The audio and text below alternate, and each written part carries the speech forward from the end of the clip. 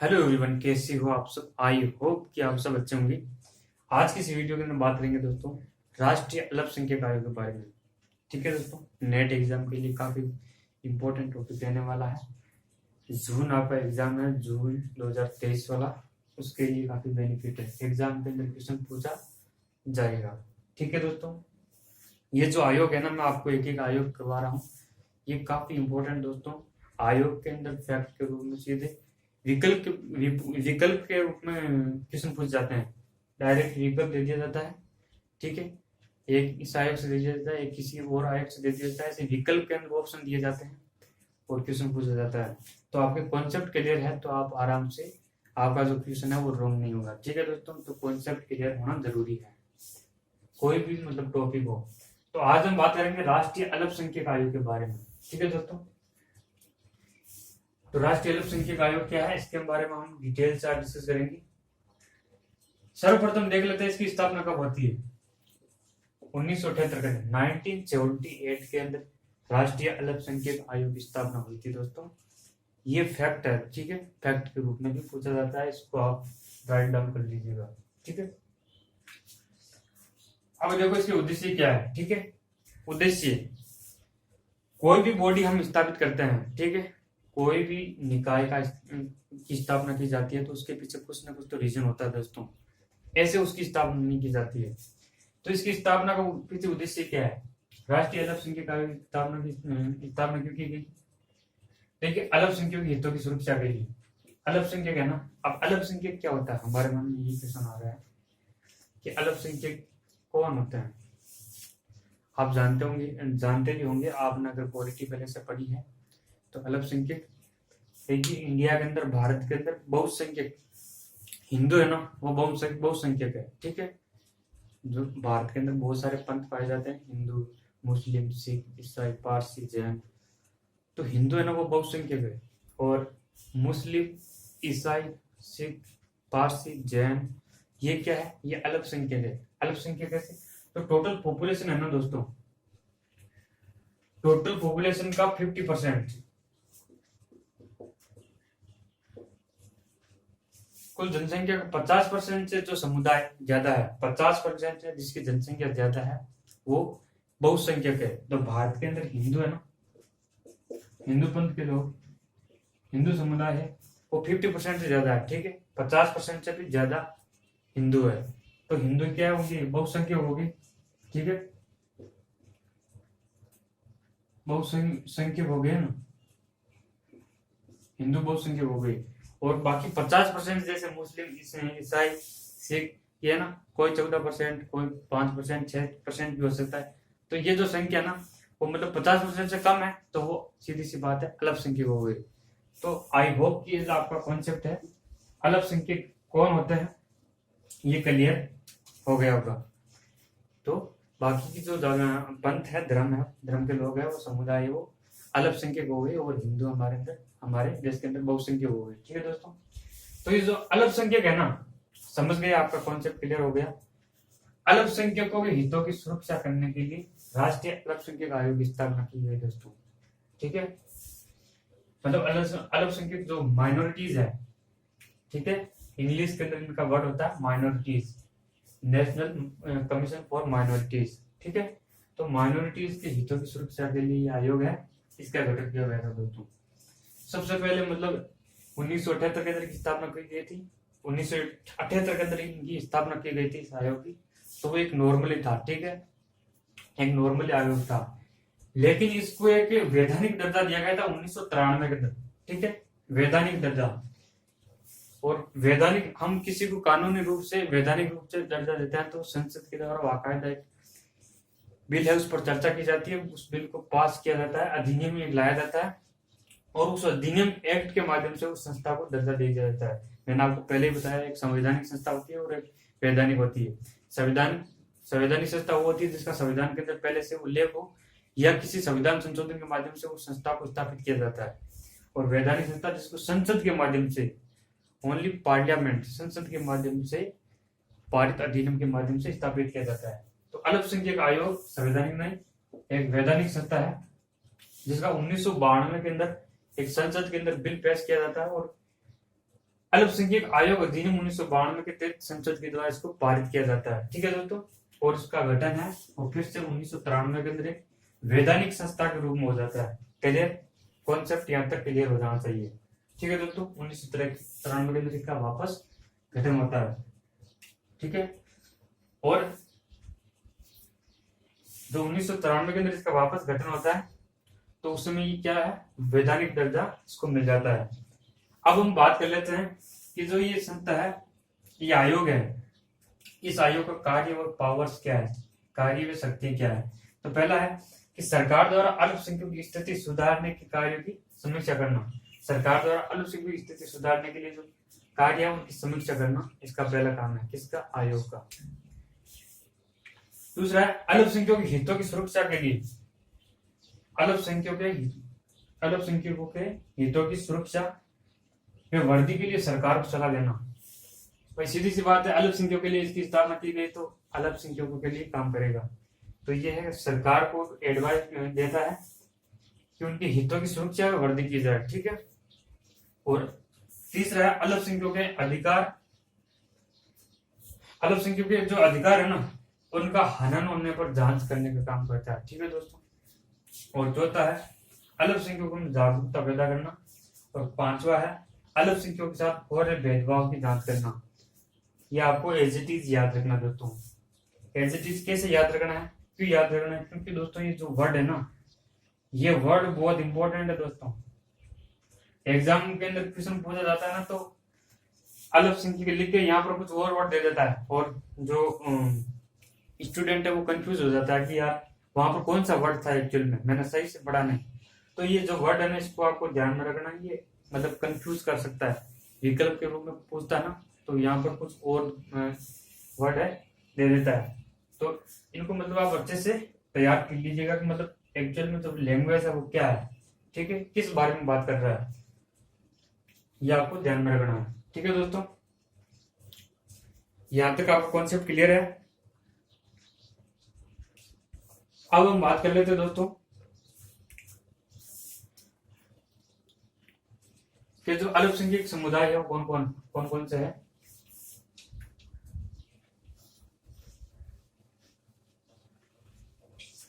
भारत के अंदर अल्पसंख्यक समुदाय कौन कौन से हैं।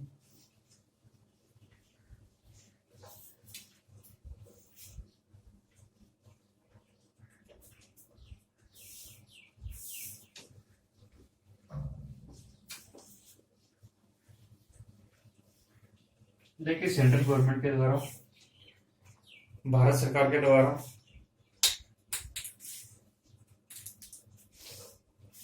छह अल्पसंख्यक समुदाय है से, ठीक है, छह अल्पसंख्यक समुदाय है, उनको मतलब अल्पसंख्यक का दर्जा दिया गया है। तो ठीक है दोस्तों, 23 अक्टूबर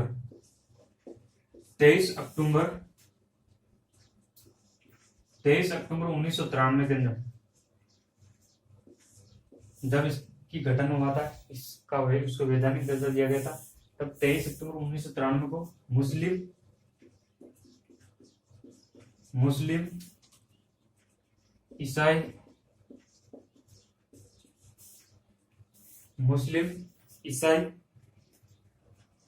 बौद्ध, मुस्लिम सिख ईसाई बौद्ध सिख और पारसी, ये शुरुआत के अंदर 5 समुदाय है ना, इनको मतलब 1993 के अंदर अल्पसंख्यक का दर्जा दिया गया था सेंट्रल गवर्नमेंट के द्वारा, सरकार के द्वारा अल्पसंख्यक का दर्जा दिया गया था इन समुदायों को। ठीक है, मुस्लिम ईसाई बौद्ध सिख और पारसी। ठीक है दोस्तों, और जो जैन समुदाय है ना, एक छठवा है जैन समुदाय। छठवा कौन सा है, जैन समुदाय।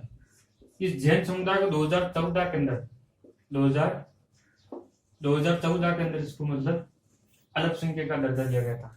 ठीक है दोस्तों, ये इंपॉर्टेंट कॉन्सेप्ट है, इसको आपको ध्यान में रखना। ठीक है दोस्तों, काफी इंपॉर्टेंट है, मतलब पूछ लिया जाता है कि जैन समुदाय को 2000, यहाँ पर अलग भी क्वेश्चन पूछ लिया जाता है। ठीक है, ये आपको डाटा याद नहीं है तो यहाँ पर आप कंफ्यूज हो सकते हो। ऐसे भी पूछ सकता है कि जैन समुदाय को विकल्प के रूप में जैन समुदाय को 2016 के अंदर अल्पसंख्यक का दर्जा दिया जाता है, तो वो गलत हो जाएगा।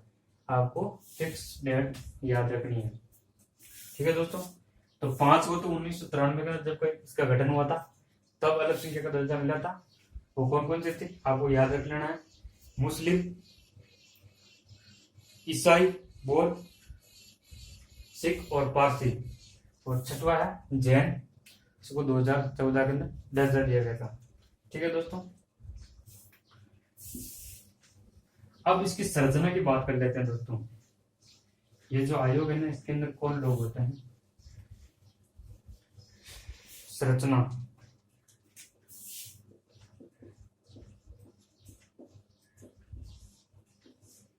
संरचना की बात करते हैं तो एक उपसभापति होता है, उपसभापति,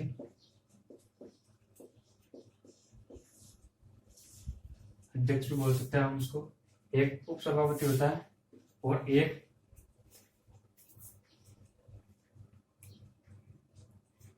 उपसभापति होता है और एक सभापति होता है।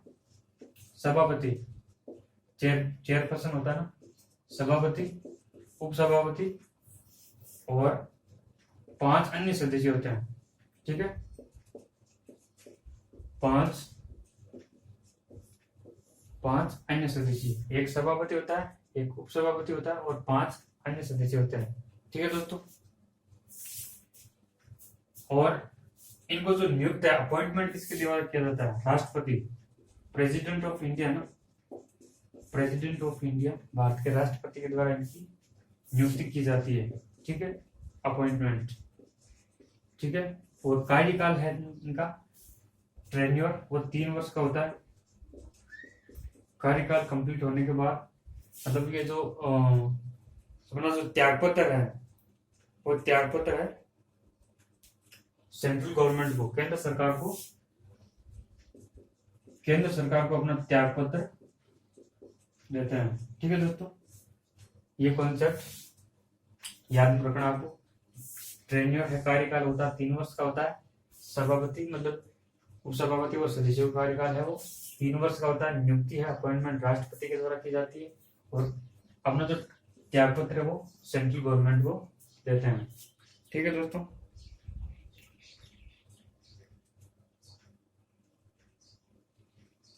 अब हम बात कर लेते हैं कि मतलब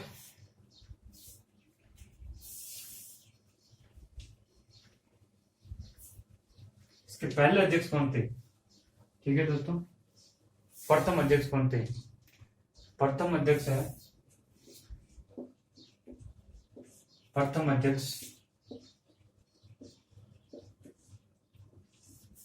अध्यक्ष की बात करें तो दोस्तों 1993 के अंदर जब से इसका गठन हुआ था, जब वैधानिक निकाय बनाया गया इसको, जब वैधानिक निकाय बनाया गया तो इसके जो पहले अध्यक्ष है वो मोहम्मद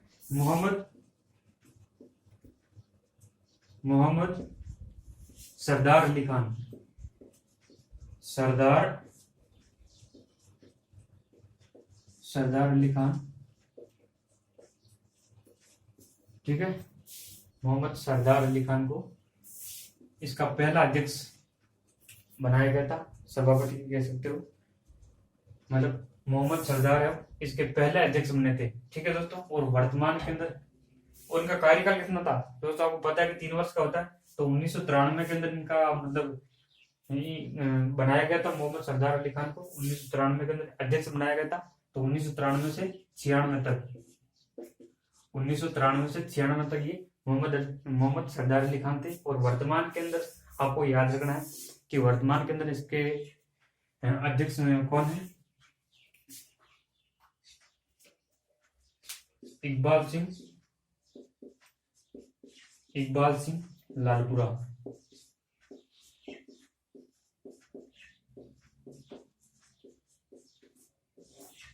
इकबाल सिंह लालपुरा है इसके वर्तमान में अध्यक्ष है दोस्तों। ठीक है दोस्तों, तो ये कॉन्सेप्ट है, आपको अच्छे तरीके से याद रखना दोस्तों। एग्जाम के अंदर सीधा क्वेश्चन पूछा जाता है। और आपको वीडियो है ना इस आयोग से संबंधित, ये मैंने आयोग करवा दिया आपको, तो इस आयोग से संबंधित और कहीं पर भी वीडियो देखने की जरूरत नहीं है दोस्तों। यहाँ पर आपने अच्छे तरीके से समझ लिया चीजों को, कॉन्सेप्ट अगर आपने अच्छे तरीके से कवर कर लिया, ठीक है, क्लियर कर लिया अपना, तो यहाँ से बाहर क्वेश्चन नहीं जा सकता दोस्तों। आप यहाँ से देखो फिर कहीं और से देखो, फिर उसका फायदा नहीं रहता है। हाँ, अगर आपको कुछ डाउट लगता है तो आप और चीजें उसके बारे में देख सकते हैं, लेकिन इतना आपने अगर कॉन्सेप्ट क्लियर कर समझ लिया, इतनी चीजें आपने समझ ली और अपने नोट्स बुक के अंदर राइट डाउन कर ली, तो मुझे नहीं लगता कि यार इससे बाहर कोई चीज जा सकती है दोस्तों। ठीक है दोस्तों, तो ये हमने कुछ फैक्ट और कुछ कॉन्सेप्ट है वो हमने क्लियर की इस वीडियो के बारे में, आयोग के बारे में। तो कुछ जानकारी आपको मिली, और ये आपको जानकारी कैसी लगी, अच्छी लगी तो आप वीडियो को लाइक, शेयर और सब्सक्राइब करिएगा दोस्तों। और आपके मन में कौन सा मतलब ऐसा टॉपिक है जिसको पहले लाया जाए, उसको भी आप कमेंट सेक्शन के अंदर कमेंट कीजिएगा दोस्तों कि कौन सा टॉपिक है वो सबसे पहले लाना चाहिए, क्योंकि वो मैं मेरे हिसाब से लेकर आऊंगा। लेकिन आप बोल दोगे कि सर ये कौन सा ये टॉपिक है वो पहले पढ़ाया जाए, थोड़ा टफ लगता है हमें या समझ में नहीं आता है, तो हम उसको लेकर आएंगे दोस्तों। ठीक है दोस्तों, तो मिलते हैं नेक्स्ट सेशन के अंदर, तब तक के लिए wish you all the best, thank you.